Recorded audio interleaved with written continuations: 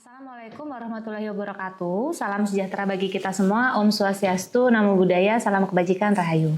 Perkenalkan, saya Eka Ningtyas, dosen dari Program Studi Ilmu Sejarah, Fakultas Ilmu Sosial dan Ilmu Politik, Universitas Negeri Yogyakarta. Selama bekerja, saya diamanahi untuk mengampu mata kuliah, diantaranya teori dan metodologi sejarah, sejarah pemikiran, filsafat sejarah, sejarah perempuan dan gender, teori budaya, dan juga sejarah sastra.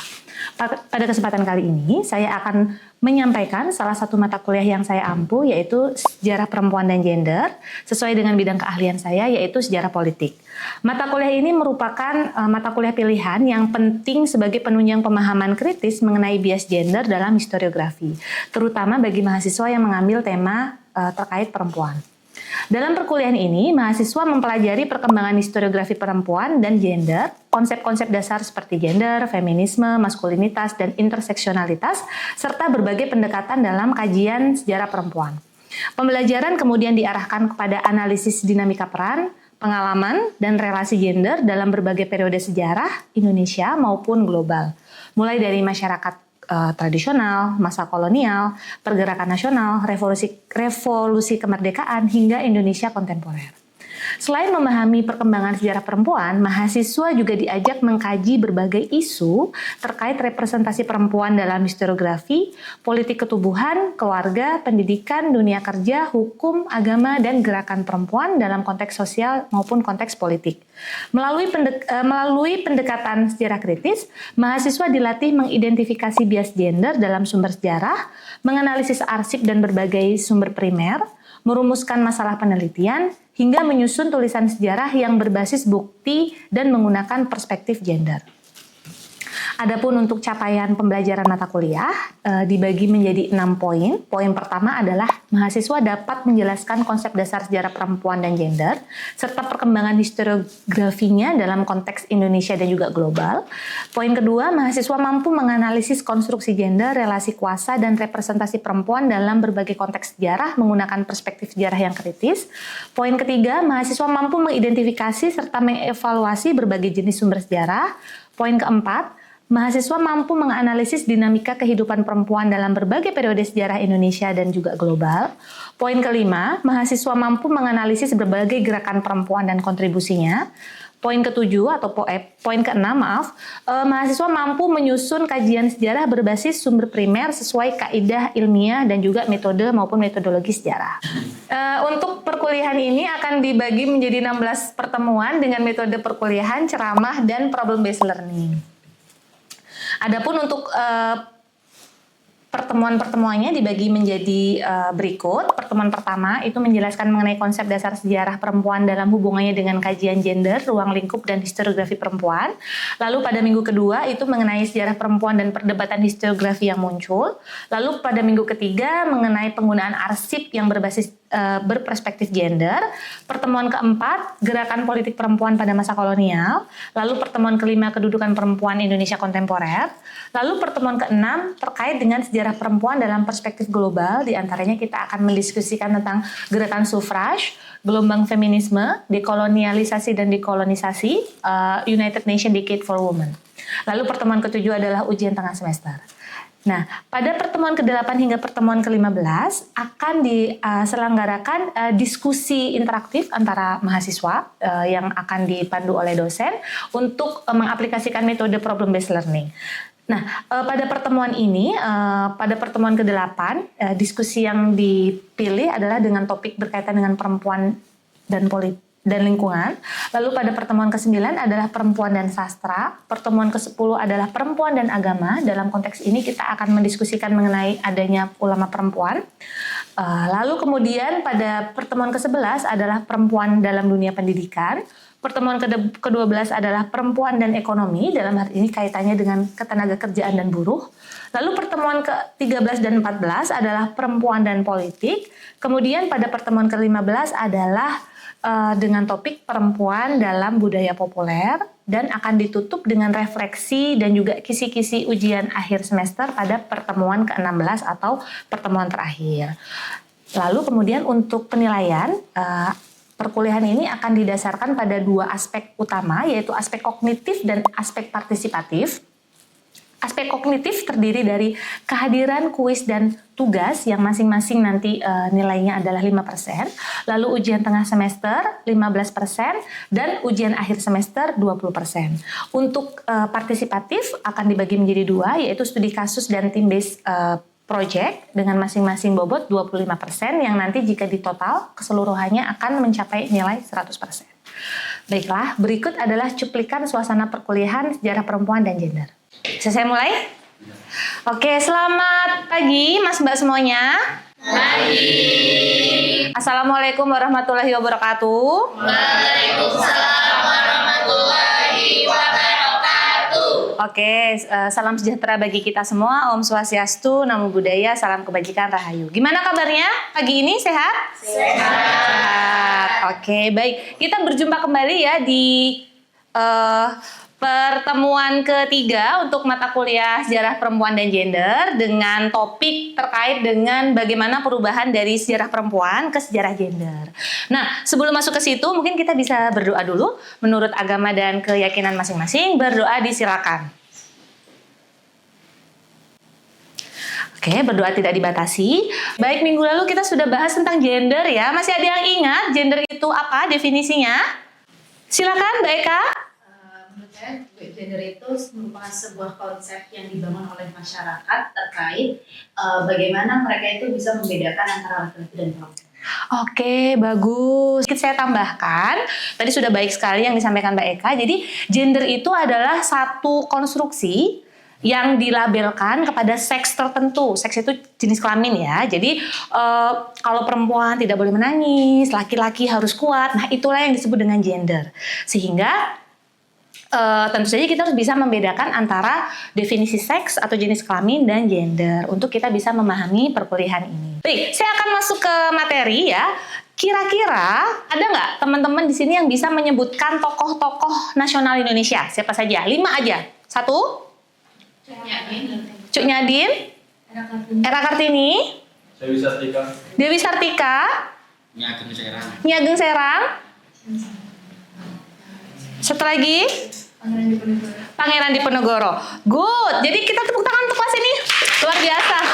Jadi teman-teman semua sudah berperspektif gender ya. Jadi ketika saya katakan sebutkan tokoh nasional Indonesia, yang kalian sebutkan perempuan 4, laki-laki 1.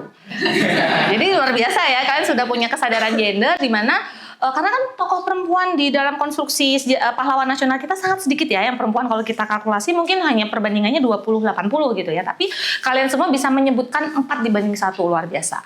Nah, di sini kita akan memfokuskan kepada bagaimana sebenarnya kemunculan dari sejarah perempuan dan gender itu. Nah, kita akan melacak bagaimana sebenarnya kesadaran-kesadaran manusia atau kesadaran-kesadaran para pemikir gitu ya, itu sudah dimulai sejak zamannya Virginia Woolf. Dia mulai menyadari adanya operasi-operasi mistis dalam konteks operasi-operasi mistifikasi perempuan yang dilakukan warisan dari masa abad pencerahan. Woman history atau sejarah perempuan itu berangkat dari kesadaran historis dan juga denaturalisasi. Jadi makanya kalau kalian pernah dengar kata Ibu Pertiwi, ya kan?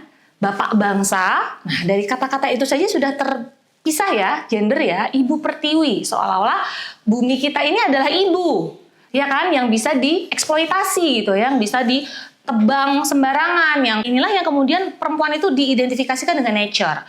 Nah, proses untuk denaturalisasi ini adalah kemudian dikenal sebagai satu pemahaman sejarah perempuan. Nah, kemudian Pierre Bourdieu, ini adalah salah seorang pemikir dari Prancis, dia membedah bagaimana sebenarnya kosmologi androsentrik dan juga ada pandangan tentang narsisme palus inilah yang kemudian mendasari kita akan adanya yang namanya dominasi maskulin yang sistemik. Nah, ketika kesadaran ini sudah terwujud, sudah terbentuk, maka itulah yang kemudian tulisan-tulisan yang dihasilkan itulah yang disebut women history. Kita akan melihat gimana sih perkembangannya sampai jadi ke gender history atau kajian gender. Nah, pertanyaan saya, kira-kira apakah sejarah perempuan itu sama dengan sejarah feminisme? Ada yang bisa menjawab? Silakan Mas Khalid? Mungkin kalau dari sudut pandang saya bukan sama, tapi bagian dari. Oke. Namun ketika kita berbicara feminisme itu ada di tahun-tahun di mana sifat-sifat feminisme itu anut oleh laki-laki. Oke. Jadi menurut saya feminisme itu adalah bagian dari sejarah perempuan, bukan sama dari begitu. Oke, bagus sekali. Tepat ya, seperti yang dikatakan oleh Mas Khalid. Dikatakan oleh Judith Ginzer, ini adalah seorang sejarawan hebat ya. Dia mengatakan bahwa women history has always been feminism history. Tadi Mas Khalid mengatakan bahwa itu adalah bagian. Nah, sehingga ya ketika kita bicara sejarah perempuan itu selalu ada kesadaran feminis di situ, ada unsur-unsur feminisme di situ, unsur-unsur kesadaran akan adanya konstruksi-konstruksi simbolis yang perlu dibedah, kira-kira begitu. Nah, yang menarik adalah menyambung tadi ya, gerakan feminisme ini itu kemudian muncul melalui para privileged women. Kalau kalian sadari siapa ini? R.A. Kartini. R.A. Kartini itu siapa? Anak pejabat Bumi Putra, anak bupati ya. Bupati mana ya? Jeporo. Oke, bagus. Nah, Kartini adalah seorang, kita sebutnya emansipatoris ya. Tapi kalau kita pakai teori feminisme, dia adalah feminis gelombang 1 atau feminis budaya. Kalau kita bedah lagi, sebenarnya sebagai seorang feminis gelombang pertama, dia ini adalah privileged woman.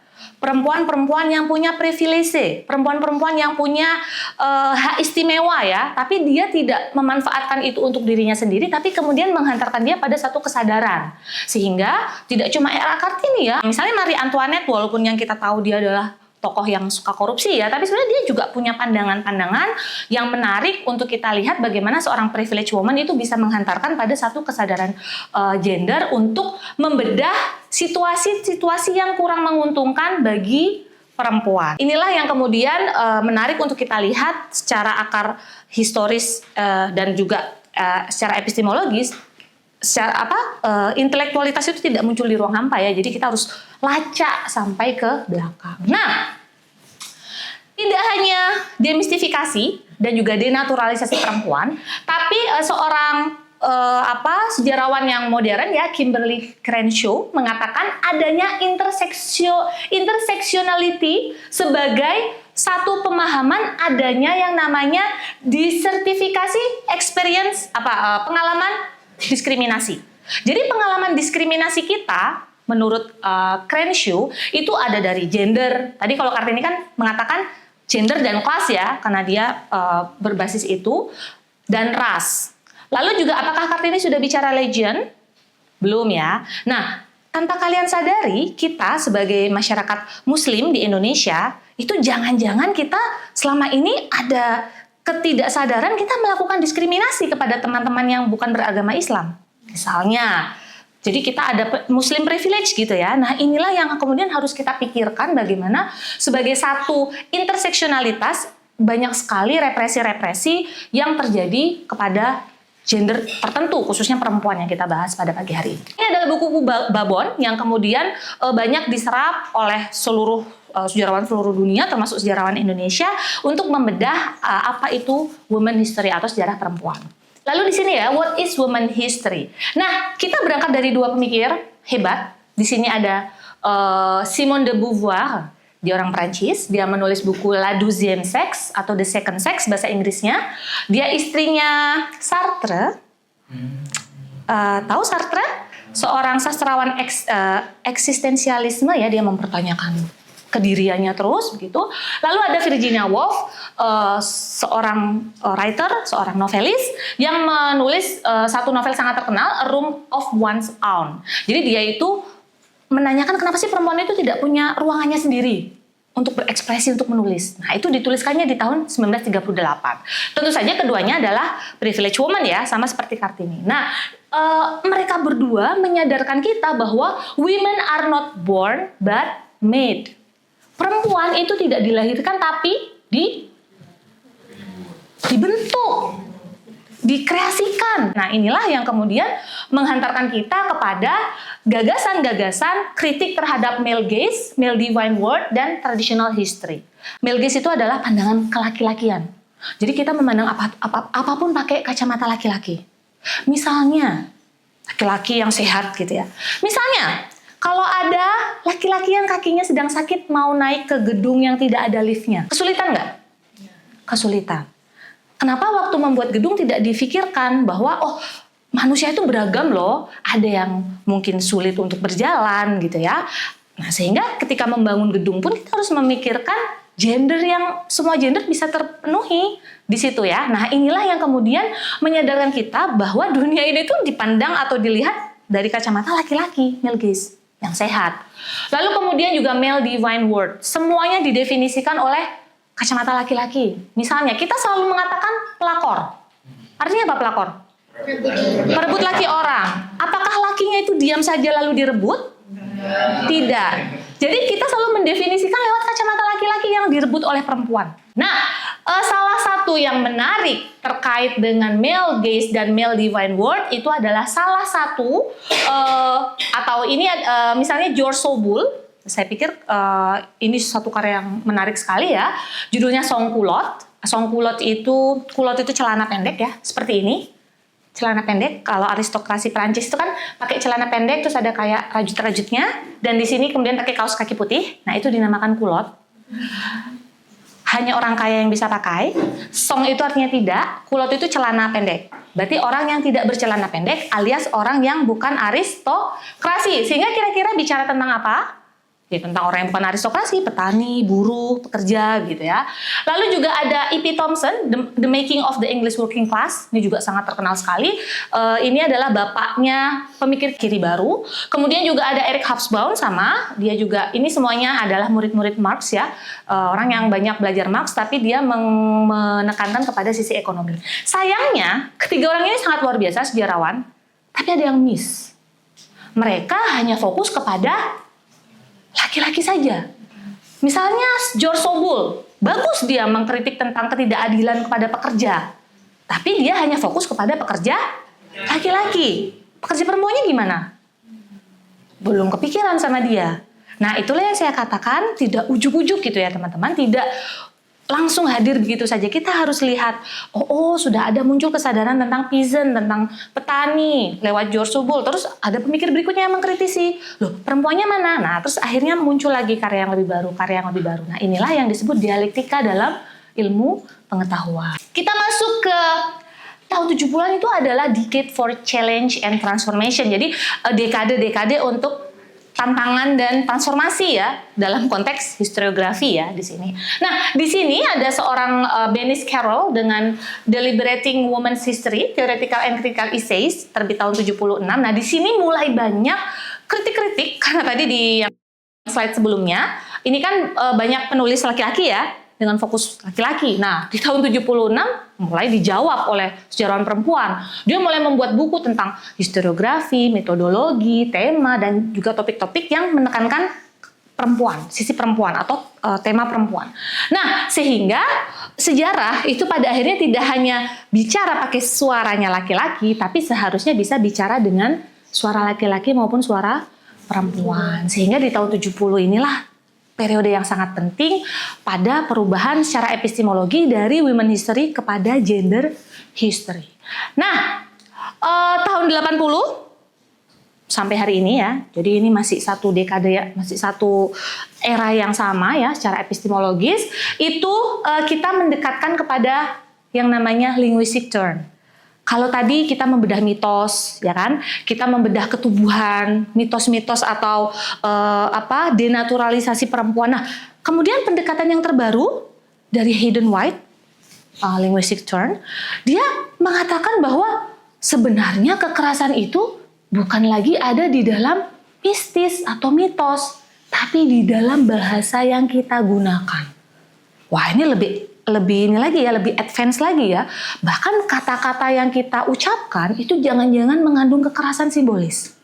Sehingga dia menekankan bahwa untuk mengungkap ketidakadilan, tadi kan interseksionalitasnya belum ada language ya di situ ya.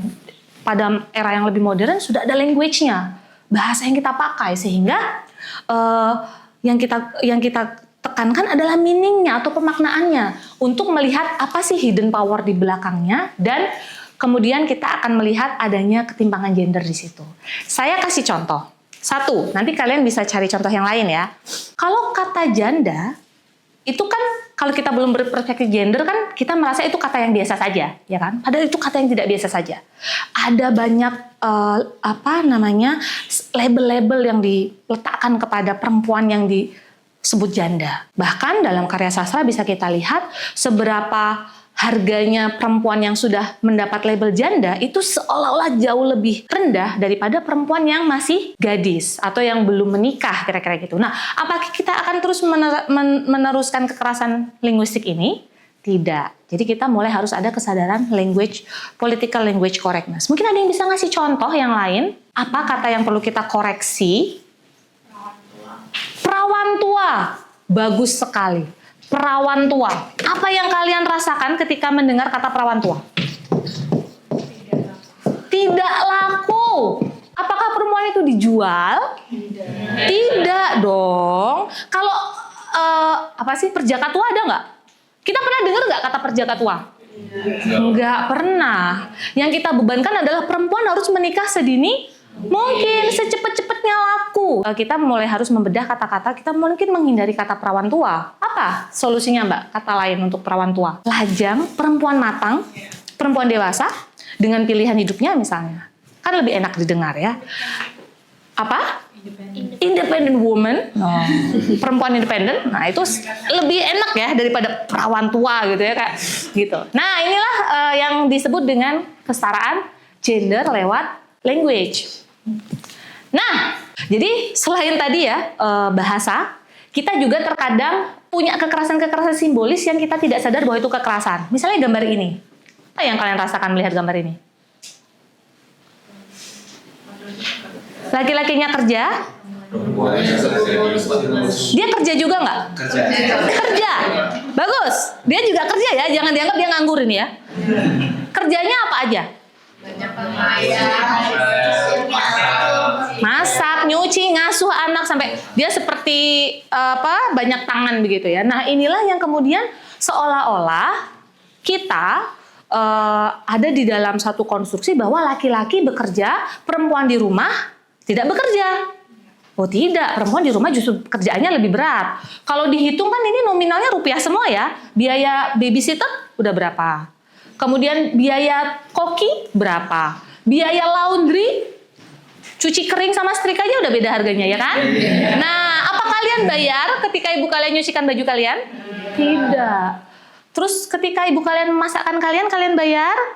Tidak. Bahkan kalau nggak enak kita komen ya. Nah, itulah yang harus kita hindari ya. Kita harus punya kesadaran bahwa yang namanya symbolic domination itu bahkan terjadi di dalam rumah tangga kita masing-masing. Nah ini mungkin saya bisa skip saja ya. Jadi ketika sudah ada epistemological challenge, jadi ada jurnal perempuannya mulai banyak, kemudian ada kurikulum dan profesorship banyak, mulai banyak tokoh-tokoh perempuan dalam kajian sejarah. Lalu juga kita harus berangkat dari pertanyaan-pertanyaan yang baru untuk pola historiografikal yang baru, misalnya siapa yang mendefinisikan perempuan? Kita harus tanya itu definisinya dari mana. Kemudian siapa yang mengontrol seksualitas seseorang? Tadi ya makanya disebut perawan tua. Berarti kan itu kan orientasinya seksual aja kan? Seolah-olah. Siapa sih yang ngontrol? Nah itu kita harus bedah ya. Kemudian dari mana sih gender ideal, ide tentang gender ideal itu muncul? Itu kan semuanya nggak muncul tiba-tiba ya. Lalu apa yang kemudian harus diubah dari waktu ke waktu, kira-kira seperti itu. Dan ini adalah bacaan kalian untuk minggu depan. Ini adalah dua karya yang penting dari Eunika Setiadarma, ini salah satu teman saya, dan juga dari Agus Santoso yang muncul di dalam satu jurnal yang sama ya. Jadi dia terbit bareng tentang perempuan dalam koleksi lisan Arsip Nasional Republik Indonesia. Kita akan mencari suara perempuan di situ. Lalu juga Hojin. Hojin ini adalah perempuan Tionghoa ya. Jadi kita akan mengeksplorasi bagaimana cara menulis tentang perempuan Tionghoa ibu rumah tangga gitu ya. Bagaimana sih yang bisa kita tulis? Sampai sini ada pertanyaan, silakan. Silakan. Iya, Mas Wali. Ini nanti bahas tentang gender ya. Ini tuh cara mengurangi bias gender dalam tulisan sejarah itu gimana ya Bu? Karena seperti yang kita lihat tulisan-tulisan sejarah di masa lalu tuh, misalkan saya nonton film Odyssey. Oke. Nah itu kan dari puisi epik Homer. Homer itu kan sangat bias maskulinitasnya terasa ya Bu. Betul. Lalu belakangan di era literasi itu muncul misalkan komik-komik atau karya sastra yang melambangkan tentang kebudayaan wanita. Kan di Indonesia itu ada superhero namanya Sri Asih, terus di Amerika itu ada Wonder Woman seperti itu. Nah, cara kita sebagai sejarawan untuk mengurangi bias gender dalam penulisan baik sejarah maupun karya sastra itu bagaimana itu? Oke, baik. Terima kasih Mas Holi. Kita mengurangi bias gender begitu ya. Nah, mudahnya kita harus kembali karena kita semua sejarawan ya, atau seseorang yang akan bekerja untuk tulisan-tulisan sejarah, kita kan mendasarkan pada metode penulisan sejarah. Pertama yang kita lakukan apa? Heuristik, ya kan? Selama ini yang dilakukan sejarawan-sejarawan yang belum berperspektif gender itu ya ada data, ada arsip, data dibaca, lalu langsung diinterpretasi, ditulis begitu ya. Nah, yang bisa kita lakukan untuk mengurangi bias gender adalah ya kita melakukan kritik internal terhadap arsip-arsip yang kita pakai. Suara siapa yang diwakilkan di situ? Misalnya, ketika kita bicara tentang masa perang di Ponorogo, kenapa sih tokohnya selalu di Ponorogo kalau nggak Sentot? Kenapa tidak pernah memfokuskan kepada jaringan distribusi ibu-ibu yang mengirimkan makanan kepada para gerilyawannya? Kenapa tidak pernah berpikiran sampai situ? Nah, itulah yang bisa kita lakukan Mas Waldi menurut saya. Jadi kita bisa memilih tema yang lebih adil secara gender, bahwa tidak ada satu tokoh yang tunggal begitu ya, pasti dia disupport oleh chain atau rantai-rantai distribusi yang lain. Lalu juga kita bisa memilih catatan-catatan yang juga lebih adil secara gender. Misalnya pun kita menekankan kepada arsip-arsip kolonial. Kolonial itu kan yang bikin siapa? Belanda. Belanda apakah pegawainya perempuan? Tidak. Pegawainya laki-laki, bapak-bapak. Parubaya biasanya ya yang sudah mapan begitu. Tentu saja alam pikirannya dalam catatannya berbeda dengan kalau yang nulis perempuan seperti Kartini. Dia sensitif dengan perkawinan paksa, dia sensitif dengan status calon suaminya begitu ya. Nah, inilah yang kemudian saya rasa kita bisa latihan untuk mulai membedah pikiran kita sendiri agar kita bisa lebih sensitif dalam membaca arsip maupun memilih tema. Begitu Mas Holi? Mungkin itu dulu ya.